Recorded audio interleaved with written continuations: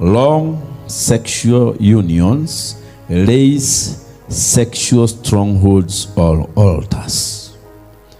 Ukishikana na mtu mbaya kimapenzi ambaye hauruhusiwi muwe na yeye, mtasaidiana kuinua gome ama madhabahu ya kimapenzi. Na shida ya madhabahu ya kimapenzi, ukishainua a sexual altar, it controls and rules your life. Na ni hiyo inasema ni nani mtapendana. Inakutafutia mtu, inalete mtu complicated tu kama wewe.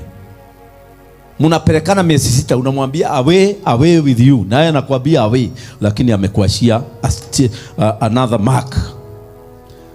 Na diposa unaona kuna wasichana utasikia wakisema mimi mshugaji, nimefika umri ya kuolewa, lakini ni wanaume wa wenyewe tu wanakuja kwangu. It is a sexual altar that does this work. Haya pastor, mimi nimefika kuolewa lakini vijana wote wa kanisa hili kama mimi tu wanaona, wananiuliza. It is a sexual altar. Inakupatia magnet mpaka unaona pastor mzima na ameoa anakuangalia na macho ya kukuuliza, na unaona huyo nikimpa time ataniuliza. It is a sexual altar. Na watu wale wako na altar kama hiyo, they can do sexual sins with anybody effortlessly, because there is a supervising power in the spiritual realms inawasaidia kufanya hivyo.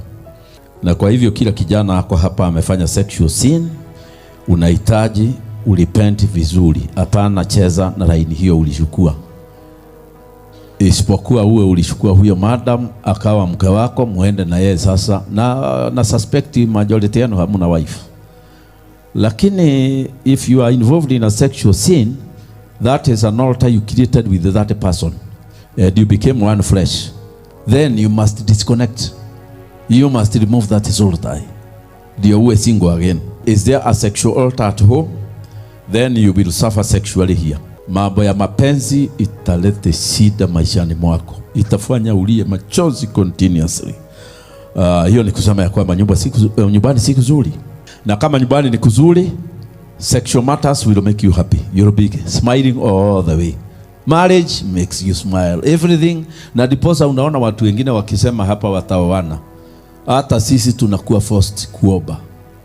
Na unajua kuoa wewe na kuolewa, hiyo ni shughuli zako. It's your personal business. Mimi nikioa mlikuwa, it's personal. Lakini sasa hii personal ya wengine hapa ina force zote tuingilie, kwa sababu kuna mambo amefanya si mazuri. Kwa hivyo akisema ataoa, shaitani zote mpaka grandmother zao zinakuja.